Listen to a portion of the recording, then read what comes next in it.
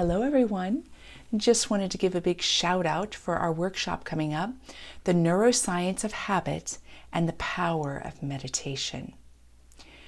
What would it be like if you could live in a state that's an undisturbed beingness, a state that had you tapped in to your genius, to your insight, to your wisdom, that cultivated a steady experience of peace, joy, and equanimity in every part of your life? What if you were in a constant state of freedom? Wouldn't that be awesome?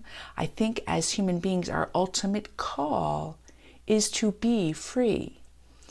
And I put together this workshop because I have found many times people come to me because their peace is taken away from them. They do not feel expanded in their lives. They feel contracted. There's less freedom.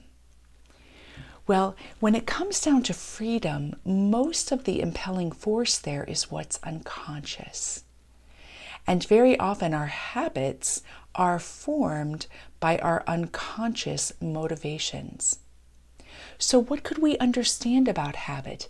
If you look online or in a dictionary, very simple definition: a settled or regular tendency or practice, especially one that's hard to give up. And Aristotle, if you look at him, because he really explored virtue and habit and all that, he said the purpose of us having the ability to have a habit is to create homeostasis. But what if you have a habit that doesn't keep you in that place? What if your habit actually feels like it's the ruler in any given moment? For instance, the habit of worrying, the habit of feeling a rise in stress in different situations, the habit that may be destructive. Maybe you have things you'd like to be doing differently in your life and you feel like, no, I always have to have that candy bar at 3. There's a full range of habits. In Aristotle's belief, there are theoretical habits. That's a knowing. And our knowing can be liberating or our knowing can be enslaving. There's behavioral habits, such as getting wasted every night or having the freedom to drink as much as you want or don't want. There are technical habits. Most of these are pretty useful, like knowing how to tie your shoe and other things like that, that you don't want to have to think through every time. So habit is really, really a gift.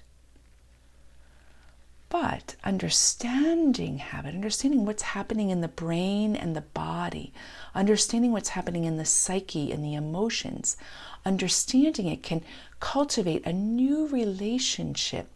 And meditation leads us to understanding. So this workshop is going to lay out 2 forms of understanding, and you'll receive as well many practices and techniques that you can take with you. 2 forms of understanding. What is science telling us about habit and homeostasis? What is meditation providing in relation to cultivating a state that is free and liberated?